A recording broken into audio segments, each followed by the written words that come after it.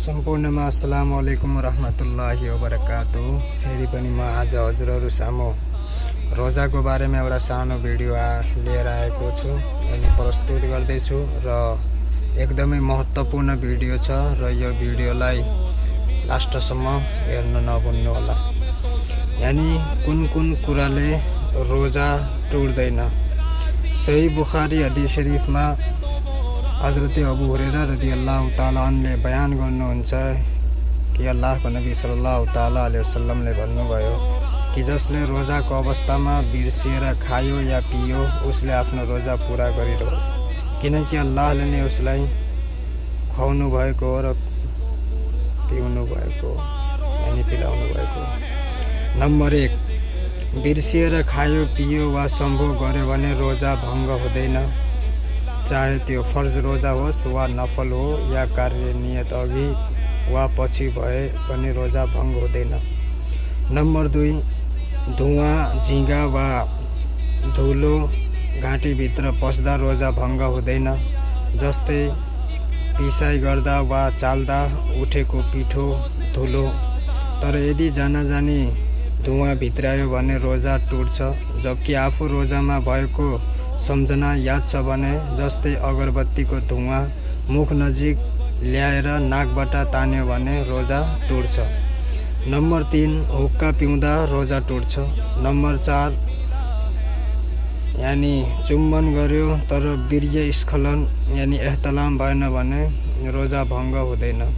Number 5, कुल्ली गरेर पानी पुरै थुक्यो र मुखमा थोरै चिसोपन बाँकी रह्यो र थुकसँग निल्यो भने रोजा टुट्दैन। कान कोट्याउँदा सानो फोहोर फेरि कानमा राख्यो भने पनि रोजा टुट्दैन। त्यसरी नै बोल्दा ओठमा आएको थुक निल्यो वा र्याल बगेर बाहिर निस्कियो तर टुटेको थिएन र फेरि निल्यो वा नाकको सिगान बाहिर आएर नटुटेको अवस्थामा निल्यो वा खकार निल्यो भने पनि रोजा टुट्दैन, चाहे सिगान जति नै मात्रामा हुन्छ। त्यसरी नै नम्बर 6, शुद्ध सपनामा वीर्य स्खलन यानी उर्दूमा एहतलाम भयो वा गिबत गर्यो भने रोजा टुट्दैन। जुनुब यानी गुस्ल अनिवार्य भएको अवस्थामा बिहान भयो भने पनि रोजा टुट्दैन। तर जानी यति ढिला गुस्ल नगर्नु कि नमाज छुटोस् यो चाहिँ हराम हो। त्यसरी नै तिल बराबर सानो कुरा चपाएर थुकसँग निल्यो भने रोजा टुट्दैन, तर स्वाद घाँटीमा स्पष्ट महसुस भयो भने चाहिँ रोजा टुट्छ। रोजादार भएको याद हुँदा हुँदै हस्तमैथुन गर्दा जबसम्म वीर्य स्खलन हुँदैन रोजा भङ्ग हुँदैन। यसरी नै रोजा कुन चीजबाट भङ्ग हुन्छ यानी रोजा टुट्छ। नम्बर 1, जानी खाने पिउने वा सम्भोग गर्ने कार्यले रोजा भङ्ग हुन्छ।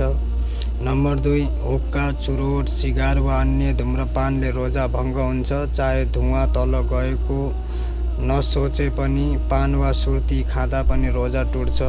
नम्बर 3, चिनी जस्तो चीज मुखमा राख्दा पग्लिने वस्तु राखेर थुक निल्यो भने रोजा टुट्छ। दाँतको बीचमा रहेको चना बराबर वा बढी वस्तु खायो भने पनि रोजा टुट्छ। दाँतबाट रगत निस्केर घाँटीतिर गयो र रगत थुकभन्दा बढी वा बराबर थियो वा कम भए पनि स्वाद महसुस भयो भने चाहिँ रोजा टुट्छ।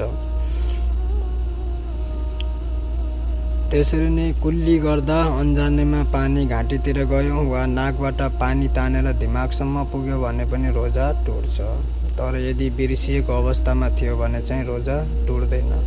नम्बर 5, आफ्नो वा अरूको थुक हातमा लिएर निल्यो भने चाहिँ रोजा टुट्छ। त्यसरी नै नम्बर 6 मा छ, आँसु मुखमा पुगेर निल्यो 1-2 थोपा भए रोजा भङ्ग हुँदैन, तर धेरै भएर नुनिलो स्वाद पुरै मुखमा आयो भने चाहिँ रोजा टुट्छ। त्यसरी नै नम्बर 7 मा छ, अत्यधिक इस्तिन्जा गर्दा पानी गहिरोसम्म पुग्यो भने रोजा टुट्छ।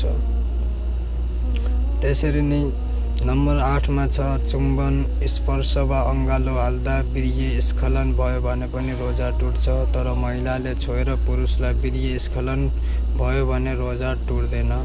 कपडा माथिबाट छोयो र शरीरको ताप महसुस भएन भने वीर्य स्खलन भए पनि रोजा भङ्ग हुँदैन। नम्बर 9 जानाजानी मुखभरि बान्ता गर्यो भने रोजा भङ्ग हुन्छ, कम भयो भने हुँदैन। बान्तामा रगत वा कफ आयो भने रोजा भङ्ग हुँदैन। नोट: रमजानको रोजा जानाजानी तोड्यो भने त्यस दिनको कजा फेरि राख्नु र साथमा कफारा पनि अनिवार्य हुन्छ।